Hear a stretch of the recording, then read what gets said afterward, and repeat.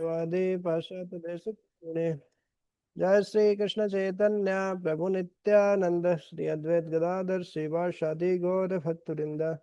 हरे कृष्णा कृष्णा कृष्णा हरे हरे, हरे राम राम राम हरे हरे। हरे कृष्णा। ग्रंथराज श्रीमद् भागवतम तृतीय स्कंद चतुर्थ अध्याय। और आज हम पढ़ेंगे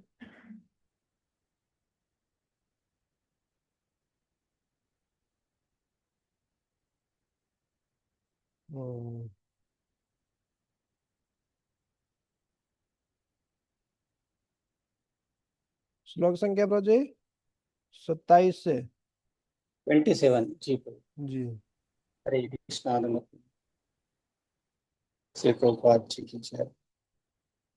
श्री शुक उवाच इति सह विदुरेण विश्वमूर्ते त्रिगुणकथाया सुदया प्लावितोरुतापः क्षणमिव पुलिने यमस्वसुस्तां समूषित औपगविर्निशाम् ततो गात। श्री सुखदेव गोस्वामी ने कहा, हे राजन, इस तरह यमुना नदी के तट पर विदुर से श्री भगवान के दिव्य नाम, यश, गुण इत्यादि की चर्चा करने के बाद उद्धव अत्यधिक शोक से अभिभूत हो गए। उन्होंने सारी रात एक क्षण की तरह बिताई। तत्पश्चात वे वहां से चले गए। यहाँ पर भगवान श्री कृष्ण के लिए विश्व मूर्ति शब्द का प्रयोग हुआ है। उद्धव तथा विदुर दोनों ही भगवान श्री कृष्ण के प्रयाण से अत्यधिक दुखी थे। वे श्री भगवान के दिव्य नाम, यश तथा गुणों के बारे में जितनी अधिक चर्चा करते गए, उतना ही उन्हें श्री भगवान का चित्र सर्वत्र दृष्टिगोचर होने लगा। कि भगवान के दिव्य स्वरूप का ऐसा मानस दर्शन न तो मिथ्या होता है, न काल्पनिक, अपितु वास्तविक परम सत्य होता है। जब श्री भगवान को विश्व मूर्ति के रूप में देखा जाता है, तो वे न तो अपना व्यक्तित्व खोते हैं, न ही अपना दिव्य सनातन स्वरूप, अपितु वे सर्वत्र उसी रूप में दृष्टिगोचर होते हैं। हरे कृष्णा। तो ये तो स्वाभाविक है, जब हम किसी से प्रेम करते हैं और वो वस्तु व्यक्ति स्थान उसे दूर हो जाते हैं हम, तो स्वाभाविक स्वाभाविक रूप से हम भी दुखी हो जाते हैं। कई बार तो अपनी जन्मभूमि छोड़ के कहीं दूसरी जगह जाते हैं तो ही लोग बहुत दुखी हो जाते हैं, अरे मेरी वो जमीन। बहुत आसक्ति आ जाती है। अरे उनकी तो उसकी तो बात छोड़िए, जहाँ पे बचपन से रहे हैं, खेले हैं, कूदे हैं, संबंधी है, माता पिता है, इवन जो बाथरूम यूज करते हैं। एक कुछ सालों से उसको यूज कर, एक ही बाथरूम यूज करे तो उससे भी आसक्ति हो जाती है, उसी बाथरूम में जाना है। तो आसक्ति इतनी खतरनाक है। तो आसक्ति तो होगी कहीं ना कहीं, लेकिन शास्त्र बार बार बताते हैं वही आसक्ति यदि सैव साधु सो कृतो, वही किसी साधु के प्रति हो गई, किसी प्रामाणिक साधु के प्रति हो गई, मोक्ष द्वारम अपावृतम, है, मोक्ष के द्वार खोल देगी। जबकि सामान्य आसक्ति क्या होती है, नरक का द्वार खोल देती है। तो ये बहुत महत्वपूर्ण है कि भगवान के नाम रूप गुण लीला ये माया नहीं है। कुछ लोगों को लगता है कि अरे क्या नाम रूप गुण से क्या होगा, है? लेकिन भगवान के जन्म जन्म कर्म च में दिव्यम, भगवान के नाम रूप गुण लीला सब दिव्य है, भगवान से अभिन्न है। दिव्य मतलब ही हमारी भौतिक इंद्रियों से नहीं समझ सकते। दिव्य का मतलब ही यही है। तो यहाँ पे विश्व मूर्ति शब्द का प्रयोग हो रहा है, तो कई लोग सोचते हैं कि अरे विश्वव्यापी सर्वव्यापी, विश्व मूर्ति मतलब एक जगह कोई मूर्ति नहीं हो सकती, उनका साकार रूप नहीं हो सकता। तो भांति भांति के लोग विचार रखते हैं? लेकिन ऐसा नहीं है।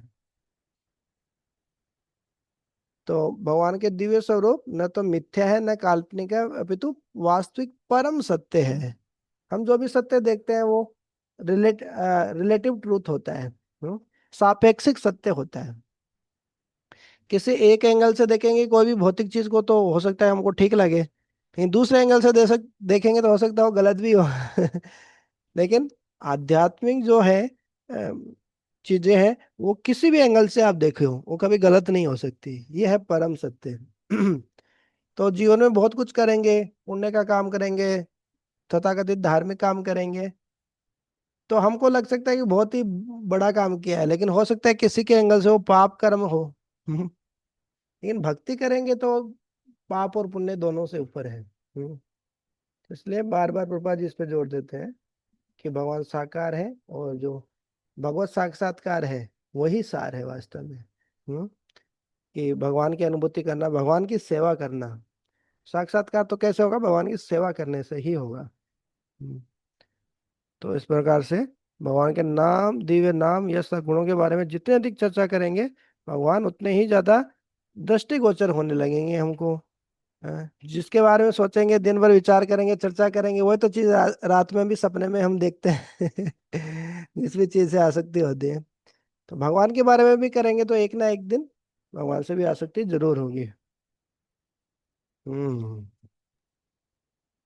राजोवाच निधनमुपगत निधनमुपगतेषु वृष्णिभोजेष्वधीर थयूप थयूथपयूथपेषु मुख्यः यतु कथमवशिष्ट उद्धवो यद्दरिरपि तज्जत आकृतिं त्र्यधीशः।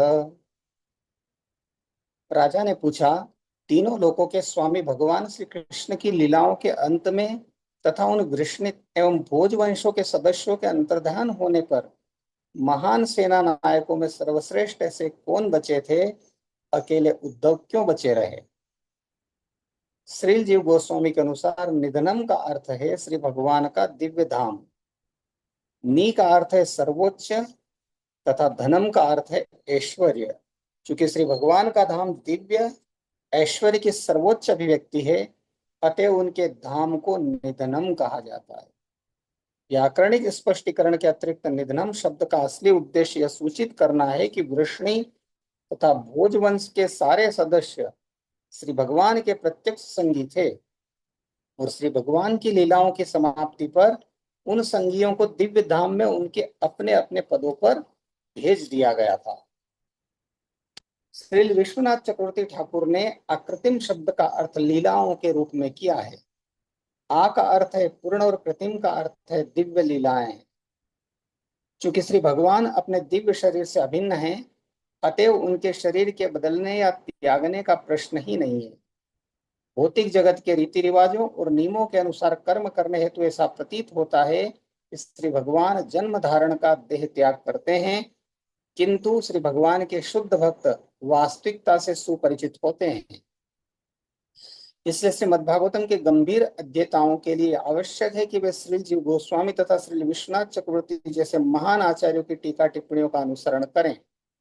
अन्य लोग जो कि भगवत भक्त नहीं हैं, उनके लिए ऐसे आचार्यों की टीकाएं व्याख्याएं व्याकरणिक वाकजाल प्रतीत हो सकती है, किंतु गुरु शिष्य परंपरा का अनुसरण करने वाले अध्येताओं के लिए महान आचार्यों की व्याख्या अत्यंत उपयुक्त होती है। उपगतेषु शब्द भी महत्वपूर्ण है। वृष्णि तथा भोज वंशों के सारे सदस्य सीधे श्री भगवान के धाम पहुंच गए। अन्य भक्तगण भगवत धाम सीधे नहीं पहुंचते, किंतु श्री भगवान के शुद्ध संगियों को भौतिक जगत के किसी भी ग्रह के ऐश्वर्य के प्रति कोई आकर्षण नहीं होता। कभी कभी जिज्ञासा बस भगवत धाम पहुंचने वाले कुछ भक्तों का पृथ्वी के ऊपर के उच्चतर लोकों के ऐश्वर्य के प्रति कुछ आकर्षण होता है, अतएव सिद्धि प्राप्त करते समय वे उन्हें देखने की इच्छा करते हैं।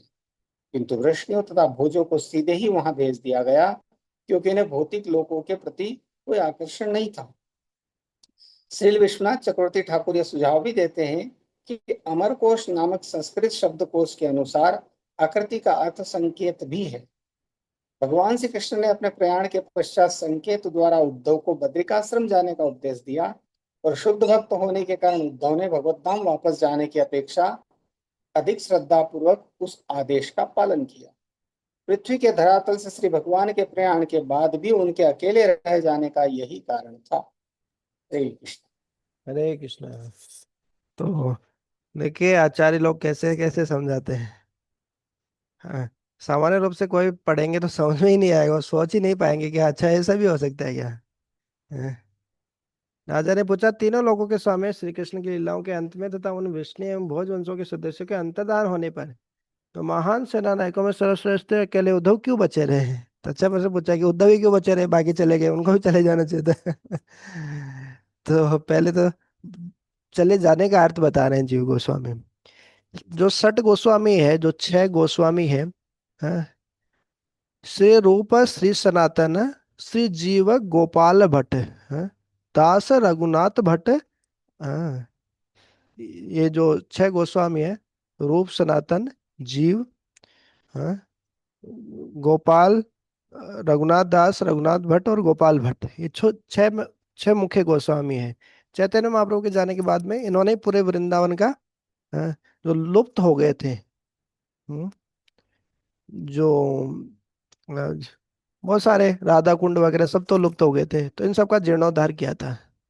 वृंदावन के जो मुख्य मंदिर देखते हैं, सप्त गौड़ीय वैष्णव मंदिर है, राधा मदन मोहन जी है, अलग अलग राधा गोपीनाथ, ये सब तो ये उन्होंने ही प्रकट किए। हम्म, तो निधनम शब्द का पहले तो बता रहे हैं अर्थ क्या है। बोले निधनम मतलब जो सबसे श्रेष्ठ जो धन है, ऐश्वर्य, उसको प्राप्त कर लिए। मतलब भगवत धाम चले गए बोले। अब भी बात भी सही है, निधन होके भगवान के शुद्ध भक्त कहीं कहाँ जाएंगे, वहीं जाएंगे। तो निधन मतलब विशिष्ट रूप में निश्चित जो सबसे श्रेष्ठ धन है उसको प्राप्त कर लिए। फिर आकृति शब्द का भी अलग अर्थ बता रहे हैं, पूर्ण दिव्य लीलाएं भगवान की है। फिर विश्वनाथ चक्रवर्ती ठाकुर, ये भी बहुत रसिक आचार्य हुए हैं। प्रभुपाद जी बार बार इनके अभी टीका, और मुख्य रूप से इनके टीकाएं ही कोट करते हैं, बलदेव विद्याभूषण, विश्वनाथ चक्रवर्ती ठाकुर, जीव गोस्वामी। कि जो भगवत भक्त नहीं है उनके लिए ऐसे आचार्यों की टीकाएं, व्याख्याएं व्याकरणिक वाकजाल प्रतीत हो सकती है।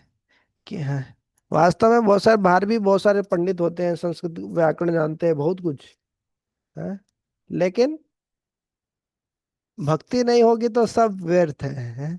प्रामाणिक गुरु शिष्य परंपरा में नहीं होंगे तो सब व्यर्थ है। तो ये बहुत जरूरी है, प्रामाणिक गुरु शिष्य परंपरा में चीजों को समझना। उपगतेषु शब्द का भी अर्थ बता रहे हैं कि वो सब चले गए सीधा भगवत धाम। क्यों? भगवत धाम से आए थे, और महत्वपूर्ण है। हम बोलते तो है कि हम स्वर्ग भी नहीं चाहिए हमको, मुक्ति भी नहीं चाहिए, अरे वैकुंठ भी नहीं चाहिए हमको, हमको तो भगवत धाम ही चाहिए। अरे भगवत धाम ही नहीं चाहिए हमको, तो केवल सेवा ही करनी है। लेकिन व्यवहारिक रूप से जब सामने प्रलोभन आते हैं तो क्या हम ऐसे दे पाते हैं क्या? बोल पाते हैं, मना कर पाते हैं? नहीं कर पाते। मतलब आसक्ति है हमारी, तो हम जितनी आसक्ति ज्यादा रहेगी उतने ही भौतिक जगत में बंधे रहेंगे। मौका भी मिलेगा तो उस तरह लोगों से जा रहे होंगे, किसी चीज को देख के आकर्षित हो गए तो फिर बीच में ही फंस जाएंगे, हैं? तो प्रभुपाद इसलिए बार बार बताते हैं, शुद्ध भक्ति करने के लिए बताते हैं। ठीक है, हम हमारा वो स्तर नहीं है, धीरे धीरे आएंगे, लेकिन हमको कम से कम सैद्धांतिक रूप से तो पता हो कि हाँ, बिना भौतिक इच्छाओं के भक्ति करनी होती है। तो धीरे धीरे हो सकता है भगवान भक्तों की और भगवान की कृपा से हम भी उसका अनुशीलन करें, ऐसा। यस प्रभु जी। श्रीशुक उवाच ब्रह्मशापापदेशेन कालेनामोघवाञ्छितः संहृत्य स्वकुलं स्फीतं तक्षन् देहमचिन्तयत। श्री सुखदेव गोस्वामी ने उत्तर दिया, हे प्रिय राजन, ब्राह्मण का शाप तो केवल एक बहाना था, किंतु वास्तविक तथ्य तो श्री भगवान की परम इच्छा थी। वे अपने असंख्य पारिवारिक सदस्यों को भेज देने के बाद पृथ्वी के धरातल से अंतर्धान हो जाना चाहते थे। उन्होंने अपने आप इस तरह सोचा।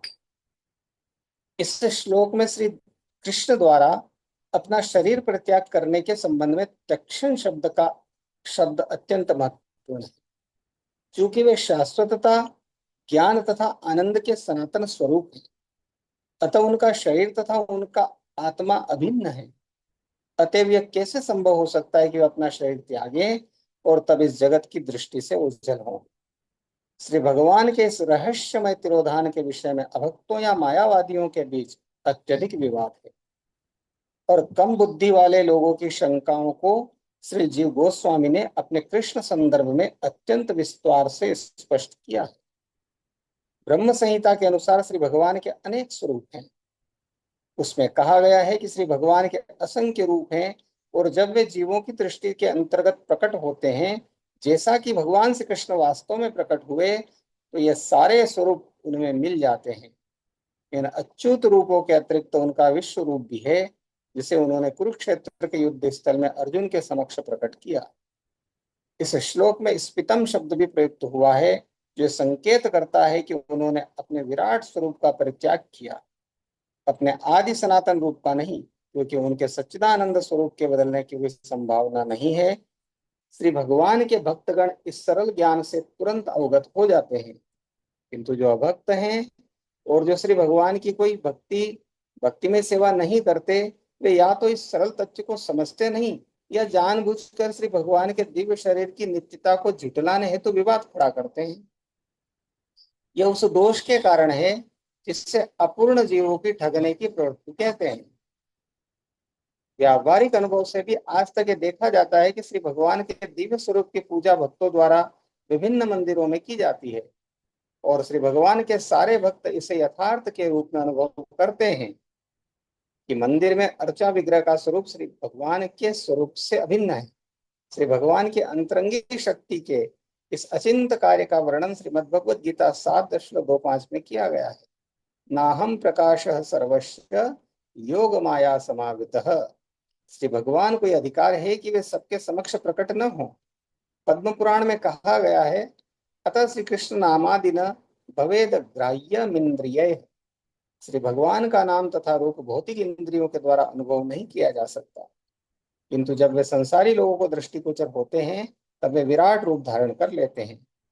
यह उनके स्वरूप का एक अतिरिक्त भौतिक प्रदर्शन है और विशेष तथा इसके विशेषणों के तर्क द्वारा मान्य है।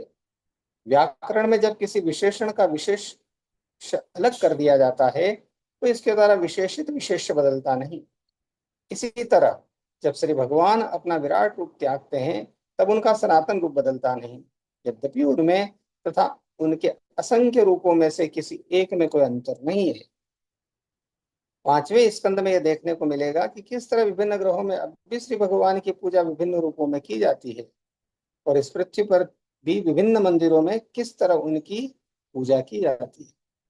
श्री जी गोस्वामी तथा श्री विश्वनाथ चक्रवर्ती ठाकुर ने अपनी टीकाओं में वैदिक साहित्य के विभिन्न प्रामाणिक संस्करणों से उद्धरण देते हुए श्री भगवान के तिरोधान की इस घटना की विस्तृत व्याख्या दी है। इस ग्रंथ की आकार वृद्धि के भय से हम जानबूझकर उन सबों को यहाँ समाविष्ट नहीं कर रहे हैं। ये सारा प्रसंग प्रसंग श्रीमद् भगवद गीता में विवेचित है। जैसा कि ऊपर उद्धरण दिया गया है, श्री भगवान को अधिकार है कि वे हर एक के समक्ष प्रकट न हो। वे उन भक्तों की दृष्टि से अपने आप को सदैव दूर रखते हैं जो प्रेम तथा भक्ति से विहीन हैं, और इस तरह उन्हें अपने से अधिकाधिक दूर करते जाते हैं। श्री भगवान ब्रह्मा के अनुरोध पर प्रकट हुए थे, क्योंकि उन्होंने शिरोदक्षाई विष्णु के समक्ष प्रार्थना की थी।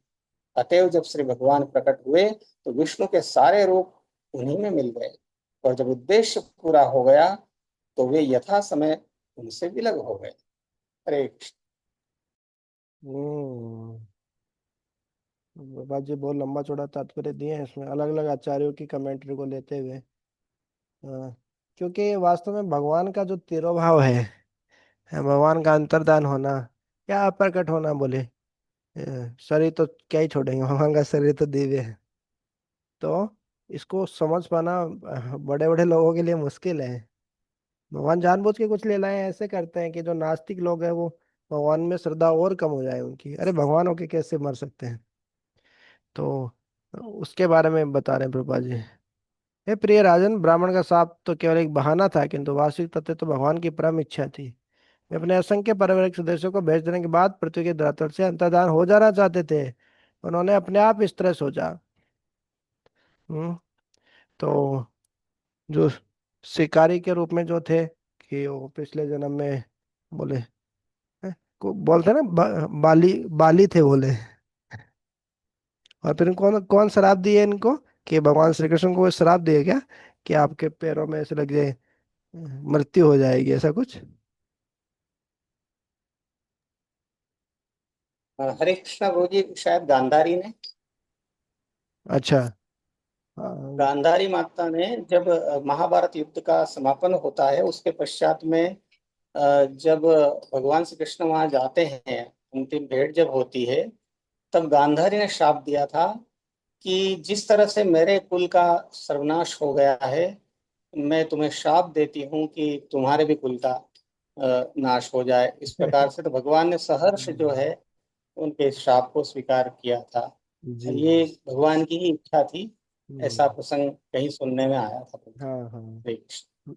हम्म, मैं भी सुना, ये आपने बताया तो कुछ याद आया। तो भगवान भी इस प्रकार से, चलो ठीक है मेरे भक्त के, क्योंकि जो गांधारी है उसको भी सती नारियों में गिनती होती है, तो चलो सती नारी की बात झूठी नहीं होनी चाहिए। इसलिए भगवान उनकी भी बात को सत्य साबित करने के लिए इस प्रकार से लीला कर रहे हैं। तो फिर प्रभुपाद जी तात्पर्य में बड़े विस्तार से बता रहे हैं, ये वास्तव में भगवान की इच्छा थी, भगवान अंतर्धान होना चाहते थे। तो और प्रभु जी एक प्रसंग, हरे कृष्णा, हाँ हाँ बताइए। क्षमा करना, बीच में बोला। एक प्रसंग यह भी आया है ना कि वो शाम्ब जो सत्यभामा के पुत्र थे, वो एक मूसल को अपने उदर के वहां पर छिपा करके, कोई हाँ। ऋषि थे, मैं नाम भूल गया, उनके समक्ष आते हैं और उन्हें कहते हैं कि आप बताइए त्रिकालदर्शी हैं, तो ये इनके गर्भ में क्या है, लड़का है कि लड़की है। तब उन्होंने कहा था कि न तो लड़का है न लड़की है, लेकिन इसके जो भी है, इससे तुम्हारे कुल का सर्वनाश हो जाएगा। तो वो मूसल जो था, फिर जब ये शाप पे भयभीत हो गए कि ऋषि ने शाप दे दिया, मतलब ये तो सत्य होना ही है, कुल का नाश होना ही है, तो फिर उन्होंने क्या कहा, ऐसा कहीं कथा में सुना था कि उन्होंने उसको नदी के वहां पर घिसना प्रारंभ किया, बहाना प्रारंभ किया पानी में। तो वो जो है पानी में बह गया। और उस प्रकार से फिर जो अंतिम उसका जो जो नहीं घिस पाए, वो थोड़ा सा जो अंश बचा था उन्होंने फेंक दिया, तो वो एक मछली ने निगल लिया था, है ना। फिर ऐसा भी कहीं आया था कि उस मछली को जब किसी शिकारी मछुआरे ने पकड़ा, तो वो फिर जो है किसी एक शिकारी के पास चला गया, जिसने उस पत्थर को जो नुकीला था, अंतिम में घिसते घिसते जो शेष बचा रह गया था, वो शिकारी ने अपने बाण में लगा लिया था, तीक्ष्ण होने के कारण। और वो जो घिसा गया था उससे कोई एक विशेष प्रकार की घास उत्पन्न हुई थी। तो हम्म जब वृष्णि और भोजवंशियों में आपस में युद्ध हुआ था, तो वो घास को उखाड़ उखाड़ करके उसको शस्त्र के रूप में प्रयोग करा था, और एक दूसरे पर हम्म प्रहार करा था। इस प्रकार से उनका अंत हुआ। और वह जो अंतिम फल जो बच गया था पत्थर का, वो उस शिकारी ने अपने बाण में जो भगवान के पद्म पाँव में लगा था। ऐसा भी कहीं प्रसंग सुनने में आया था। ये दोनों बातें यहाँ पर हो सकती है कि गांधारी का श्राप और शाम्ब को श्राप जी जी। ऋषि द्वारा। हाँ। हरे। तो ये प्रभु जी भागवतम में तो अभी वैसे जैसे ऊपर आया कि जो यदुवंशी थे वो आपस में ही झगड़ा करके फिर जैसे नशा किए, जो चावल के उससे बनता है, और फिर आपस में ही युद्ध करके मर गए। तो उसमें भी घास का कहीं आता है क्या, इसमें आया क्या अपन ने जो पढ़ा उसमें? इसमें शायद नहीं आया ना घास नहीं, वाला। नहीं प्रभु जी, वो नहीं आया था। उन्होंने तो वो चावल की मदिरा का पान किया था पहले, बहुत भोजन, अच्छा हाँ सुस्वाद भोजन किया, फिर चावल की मदिरा भी पी उन्होंने। इस प्रकार से उनका विवेक शून्य हो गया, और फिर इस प्रकार से वो एक दूसरे से जो है आरोप प्रत्यारोप में युद्ध में लीन हो गए। इस प्रकार से उनका ये हुआ। तो फिर वो ये आया था। घास वाला प्रसंग कहीं और आता होगा। ये कहीं मैं भी हो सुना तो सकता कई है बार, कि बूढ़े लेकिन है बुजुर्ग, कहाँ पे ये पता नहीं एग्जैक्ट, कहीं तो होगा। बूढ़े बुजुर्गों से कहीं सुनने में आया हो। और हाँ। ये गांधारी माता वाला जो है, ये शायद महाभारत सीरियल जो बी आर चोपड़ा, रवि चोपड़ा की चलती थी, उसमें बताया गया था। हाँ। हो सकता है महाभारत में ही हो ये वाला प्रसंग भी डिटेल में, क्योंकि भागवत में तो हर चीज जी विस्तार जी। से नहीं है, महाभारत में बहुत विस्तार से है। मतलब भागवत में क्या भक्ति वाला कंटेंट थोड़ा ज्यादा है, भक्ति वाले पॉइंट से ज्यादा समझाते हैं। यही पॉइंट जैसे महाभारत में पढ़ेंगे तो बोलते हैं पांडव स्वर्ग गए, लेकिन यहाँ पे कभी भागवत में कभी नहीं बोला गया कि पांडव स्वर्ग गए, पांडव सीधा भगवत धाम गए। तो वो भी बात ठीक है ये कि जो ऋषि स्वर्ग। द्वारा जी। जो सत्यभामा के पुत्र शाम्ब को जो शाप दिया था, ये जरूर कहीं ना कहीं पढ़ने में आया है। हाँ मतलब ये तो है, तो हाँ तो जरूर शास्त्रों में कह रहे हैं। जी। श्रीधर प्रभु, प्रभु जी का मौन व्रत है क्या, नहीं तो प्रभु जी बता देते। तो अच्छा इसमें कल एक। हमने फिर हमारी जो 9 बजे वाली कक्षा थी, उसमें मौन मौन व्रत तुड़वा दिया था हमने प्रभु जी का। अच्छा। क्योंकि 9 बजे फिर हमने कहा, प्रभु जी आज तो जो है निर्जला महा एकादशी महा महोत्सव है। अब आप संकीर्तन करिए, कुछ आशीर्वचन दीजिए और अपना मौन व्रत भंग कीजिए। तो फिर प्रभु जी ने तोड़ा था। हरि बोल। तो वैसे तो मौन रखना ही मौन रखना ही अच्छा है, मतलब बोलते कि इधर उधर की बात करेंगे, फालतू बात करेंगे, तो मौन ही अच्छा है। लेकिन भगवान का महिमा वर्णन करने के लिए बोले बोलना भी अच्छा है। तो सबका अनुभव सुनने को हमको मिल जाता है इसमें। तो अ, अच्छा, इसी में एक क्या पॉइंट में चर्चा करना चाह रहा था, कौन पॉइंट तो याद आया था मेरे को। अ, हाँ, एक बार मैं भी थोड़ा ज्यादा दिमाग लगाया कि अ, वो शिकारी ने पैर में मारा और भगवान की मृत्यु हो गई। तो ये तो बहुत हास्यास्पद बात बात लगती है, मतलब कि मतलब मेरे भी पैर में लगेगा तो मैं मरूंगा नहीं। पैर लोग कटा लेते हैं, कट जाता है, तो भी लोग मरते थोड़ी। मैं बहस कर रहा था। तो आयुर्वेद के ही डॉक्टर थे, बोले नहीं नहीं प्रभु जी ऐसा नहीं है। उसमें आयुर्वेद में आता है पैरों में भी कोई स्पेसिफिक पॉइंट होते हैं, बोले वहां पे लगेंगे तो मर जाएंगे। तो फिर मेरे को पता चला अच्छा ऐसा भी हो सकता है। तो खैर वो तो भगवान की लीला है, भगवान की लीला दिव्य है। भगवान तो क्या ही शरीर छोड़ेंगे। हाँ, तो भगवान का जैसे सूर्य उदय होता है अस्त होता है, वैसे ही भगवान अंतर्धान होते हैं। मतलब भगवान क्या होंगे, हम आत्मा है, वही शाश्वत है, वही अमर है।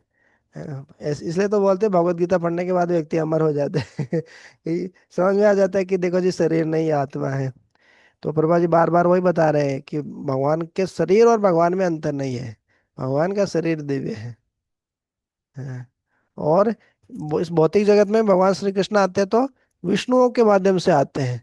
जैसे युद्ध करने जाते थे भगवान के श्री कृष्ण जब छोटे थे, तो भगवान युद्ध करने के लिए नहीं जाते थे, जो वो विष्णु थे वो युद्ध करने के लिए जाते थे। और भी विस्तार में गहराई में जाके इसका जब अध्ययन करते हैं तो ये चीज सामने आती है? तो ऐसा आचार्यगण बताते हैं। तो सब विष्णु सब भगवान के अंदर समाहित हो जाते हैं, जो क्योंकि सारे विष्णु तो भगवान श्री कृष्ण से ही आते हैं। हम्म।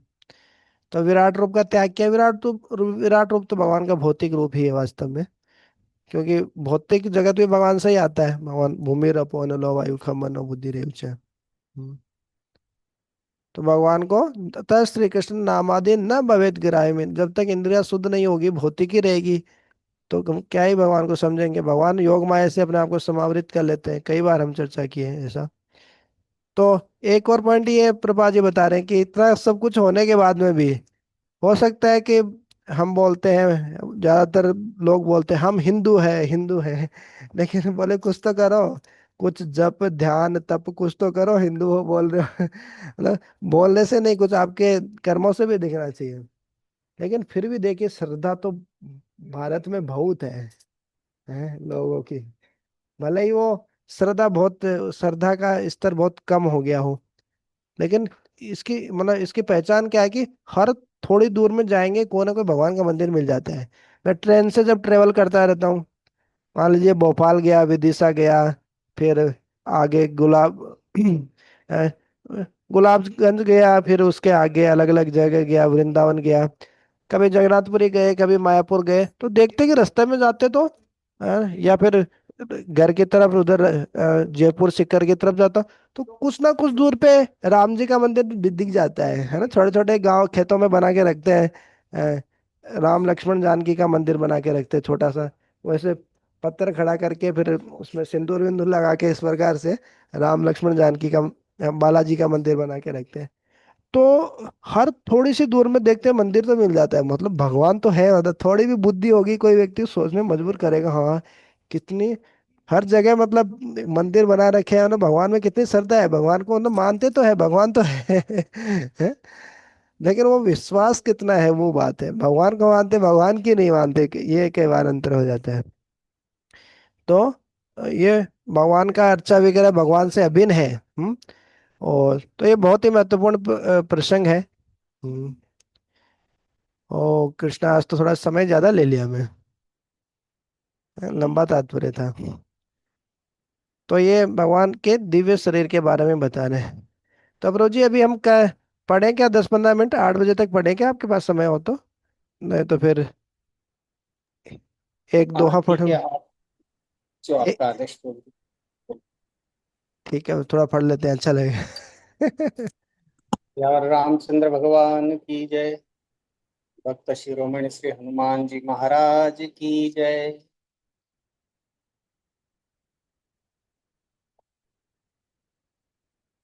कही न सकत रघुबीर डर बचन जनुबान। नाई राम पद कमल सिरु बोले गिरा प्रमाण। श्री रघुवीर जी के डर से कुछ कह तो नहीं सकते, पर जनक के वचन उन्हें बाण से लगे। जब न रह सके तब श्री रामचंद्र जी के चरणों में सिर नवाकर वे यथार्थ वचन बोले। जब महाराज जनक ने कहा कि पृथ्वी वीरों से खाली हो गई है क्या, और इस प्रकार से उन्होंने कहा कि कोई भी यदि शिव धनुष नहीं उठा सकता, नहीं तोड़ सकता, तो मेरी पुत्री कुंवारी ही क्यों न रह जाए, मुझे अपना वचन प्रण जो है वो भंग करना पड़ेगा। इस प्रकार से जब जनक जी महाराज ने कहा, तब लक्ष्मण लाल जी बहुत ही क्रोधित हो गए और उन्होंने कहा, रघुबंशी नामहु जहाँ को होई, तेहि समाज अस कहि न कोई। कही जनक जसी अनुचित बानी, विद्यमान रघुकुल मनि जानी। रघुवंशियों में कोई भी जहां होता है, उस समाज में ऐसे वचन कोई नहीं कहता जैसे अनुचित वचन रघुकुल शिरोमणि श्री राम जी को उपस्थित जानते हुए भी जनक जी ने कहे हैं। इस प्रकार से लक्ष्मण जी महाराज बोले कि यहाँ पर स्वयं भगवान जो है वो रघुवीर श्री रामचंद्र जी विराजित हैं और इस प्रकार के वचन कोई कह नहीं सकता। सुनहु भानुकुल पंकज भानु, कहूँ सुभाउ न कछु अभिमानु। जो तुम्हारी अनुशासन पावऊँ, कंदुक इव ब्रह्मांड उठावऊँ। हे सूर्यकुल रूपी कमल के सूर्य, सुनिए, मैं स्वभाव ही से कहता हूँ, कुछ अभिमान करके नहीं। यदि आपकी आज्ञा पाऊं तो मैं ब्रह्मांड को गेंद की तरह उठा लूं, ऐसा गुस्से में कह रहे हैं लक्ष्मण जी।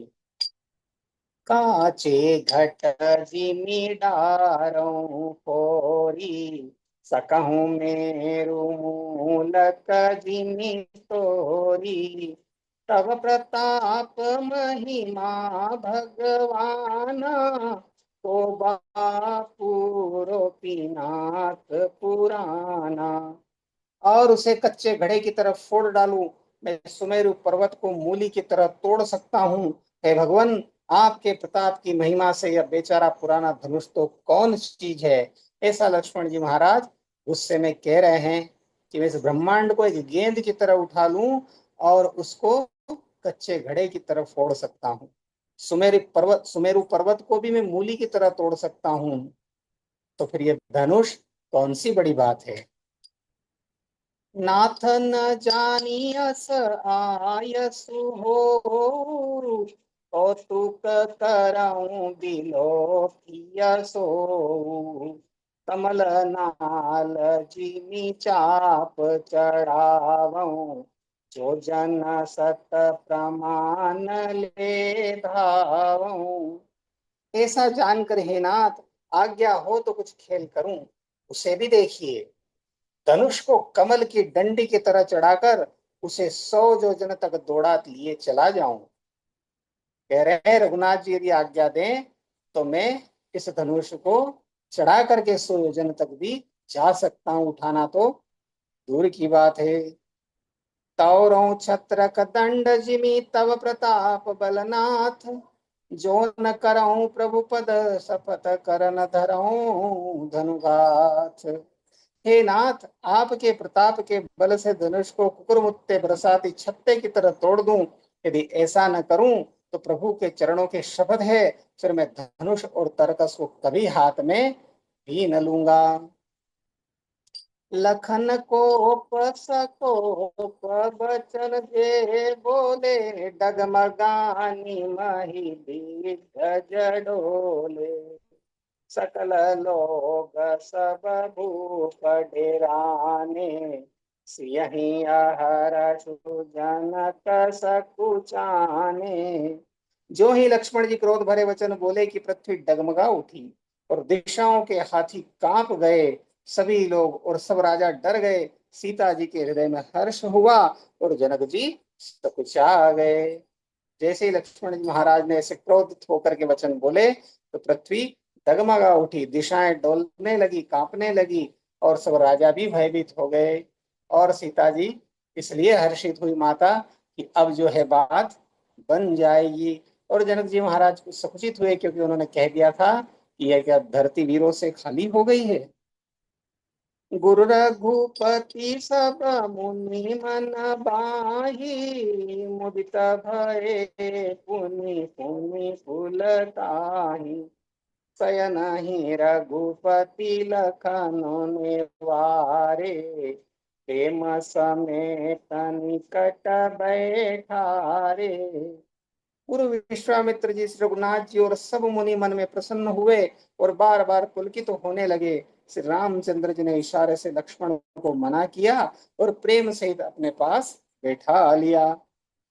भगवान ने लक्ष्मण जी महाराज को शांत किया और फिर, विश्वामित्र समय शुभ जानी, बोले अति स्नेह मय बानी। उठहूँ राम भंजहूँ भव चापा, मेटहूँ तात जनक परितापा।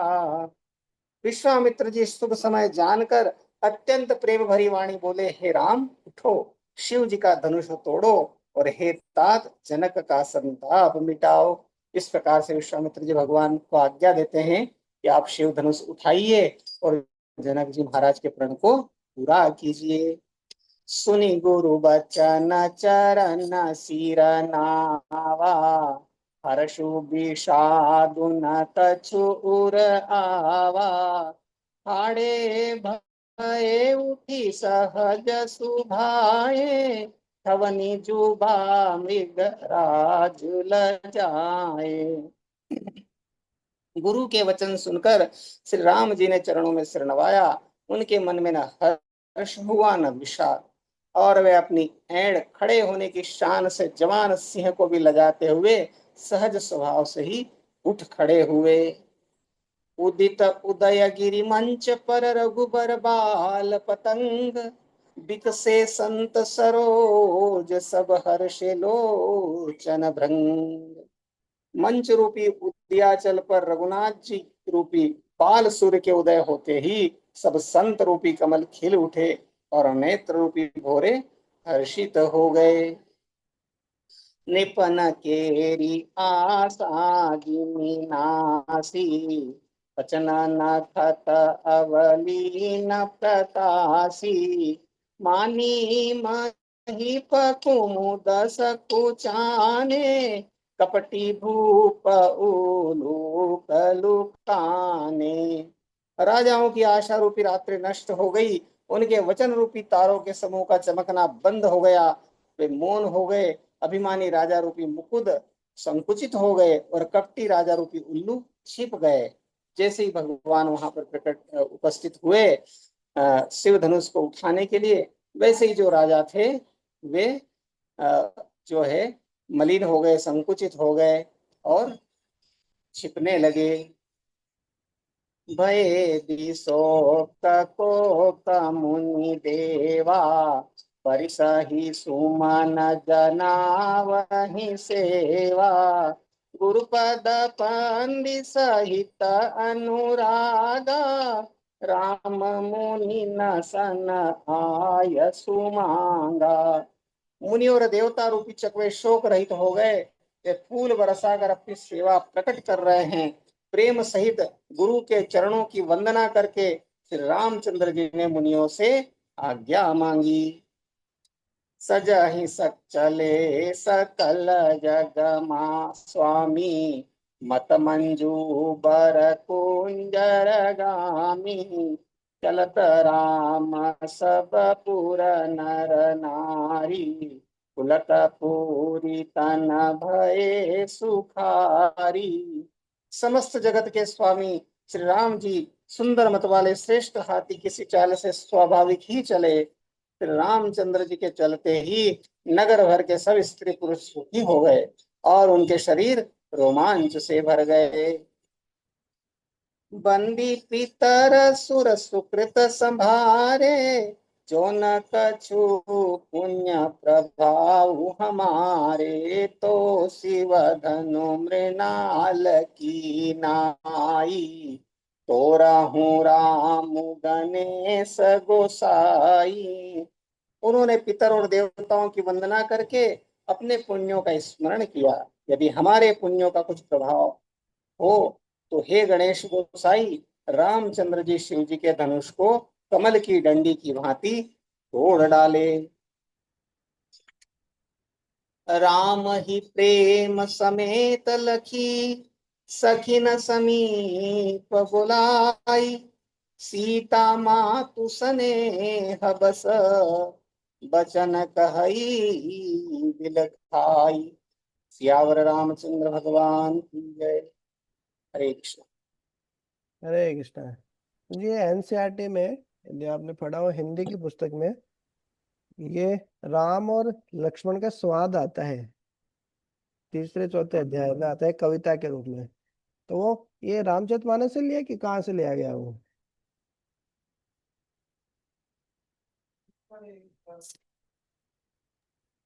तो क्या प्रभु जी? ये अपनी एनसीईआरटी की पुस्तक में 10th क्लास में हिंदी में ये राम लक्ष्मण का संवाद आता है, उनका कन्वर्सेशन उनके बीच की बात आती है। तो वो क्या रामचरितमानस से ही है कि और कहीं से है? आपको आइडिया हो तो। वो शायद प्रभु जी कभी सुमित्रानंदन पंत की कविता से होगा। हाँ हाँ, क्योंकि वैसा तो कहीं अभी तक सुनने को मिला नहीं रामचरितमानस से। तो वो भी बहुत ही रसिक रसिक था उसमें भी, जैसे इसमें बता रहे हैं कि या मैथिली शरण गुप्त की कविता है। हाँ हाँ, कुछ और वो भी लेकिन अवधी भाषा में इस तरीके से ही है, खड़ी भाषा में। तो उसमें भी उसमें भी लक्ष्मण जी बोलते हैं, अभी जैसे इसमें भी आगे आएगा ना कि अरे मैं पुराना धनुष समझ के ऐसे हाथ लगाया तो टूट गया, इसमें हमारी क्या गलती जब हम गुस्सा होके आते हैं। और इसमें बता रहे कि लक्ष्मण जी बता रहे कि बोले आप अनुमति दो तो हम पूरे ब्रह्मांड को ऐसे गेंद की तरह उछाल दें। और अभी भागवतम पढ़ेंगे तो उसमें सुमेरु पर्वत के बारे में आता है पूरा वर्णन कि कैसे ब्रह्मांड है वह, हम जैसे सोचते हैं वैसा नहीं ब्रह्मांड है। तो ब्रह्मांड में भी बहुत कुछ है, भारत खंड में हम रहते हैं, भारत वर्ष भी नहीं, भारत खंड में, भारत वर्ष में हम रहते हैं, जिसको भारत देश बोलते हैं। भारत खंड भी बहुत बड़ा है। फिर सुमेरु पर्वत है जिसको केंद्र में रख के पूरा ब्रह्मांड घूमता है। तो बोले सुमेरु पर्वत को भी ऐसे चकनाचूर कर दो। तो पूरे ब्रह्मांड के बारे में मतलब जानते हैं, तभी तो सुमेरु पर्वत को जानते हैं, सब कुछ जानते हैं। तो कितने सटीक समझ है हमारे शास्त्रों में ब्रह्मांड की और सब ग्रहों की इस प्रकार से। तो बहुत ही सुंदर प्रसंग था। बहुत बहुत धन्यवाद प्रभु जी। भागवतम और रामचरितमानस दोनों का ही आस्वादन कराने के लिए। तो यही विराम देते हैं। श्रीधर प्रभु जी तो अ, अपने आशीर्वचन बोलेंगे नहीं, देंगे नहीं। केवल नेत्रों के माध्यम से ही, दर्शन के माध्यम से ही आशीर्वाद आशीर्वाद दे रहे हैं प्रभु जी। ठीक है प्रभु जी, बहुत बहुत धन्यवाद। यही विराम देते हैं। ग्रंथराज श्रीमद् भागवतम की जय। श्री जय हो। रामचरितमानस जी की जय। जय। जय हो। अनंत तमें भक्तवंद की है। जय। हरे कृष्णा हरि बोल।